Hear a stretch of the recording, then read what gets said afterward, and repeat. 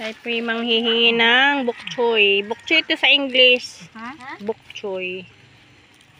Ay, maliit pa pala na ako. Sorry naman. Bok choy ni...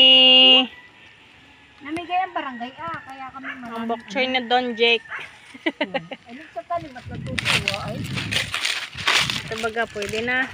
Ay, hindi pa ay. Mga payat pa. Mga baby pa. Yan, ari na yan. Ari? Ganyan. Oo. Wow. Yan pala malalaki daw. Bili daw. Bok choy. Oo. Ano na kapang hinay? Ayun. Lalaki na yun. Makikipamita sa taniman ng may tanim. Tanim ng may tanim. Ang ganda. Taga saan baga nanguha dito? Santa Rosa. Hindi. San Pedro. San Pedro. Ano lang. Kahit nilaga lang to eh, masarap na. Kasi ilang nagtanim at dahil na igudao sa tabi ng bahay. At saka bakante naman ang lote eh. Di ano. Ate, paano din ni pala magtatayo ng ng septic tank diyan sa Minyog na yan. Sabi nung ayun doon sana sa tuwid na yon. Parang sa unahan ang maganda yung tayo ng bahay bakit yaka itinuro sa Ay gusto ko muna ay ang likod ay di sa paunahan na may pag mga kwarto ay di makakapag-extend.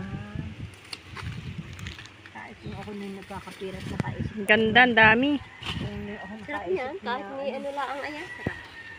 Nakahapon kami ng gulay Kahit May magic. prito kami nga galunggong.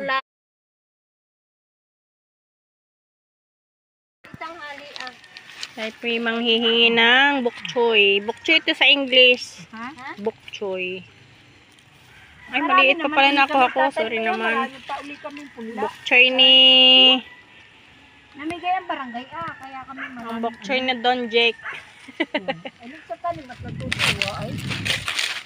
Ito baga, pwede na. Ay, hindi pa ay. Mga payat pa. Mga baby pa. Yan, ari na yan. Ari? Ganyan. Oo. Wow. Yan pala malalaki daw. Bili daw. Bok choy. Oo. Ano na kapang hinay? Ayun. Lalaki na yun. Makikipamita sa taniman ng may tanim. Tanim ng may tanim. Ang ganda. Taga saan baga nanguha dito? Santa Rosa. Hindi. San Pedro. San Pedro. Kahit ano lang. Kahit nilaga lang to eh, masarap na. Kasi ilang nagtanim at dahil na igudao sa tabi ng bahay.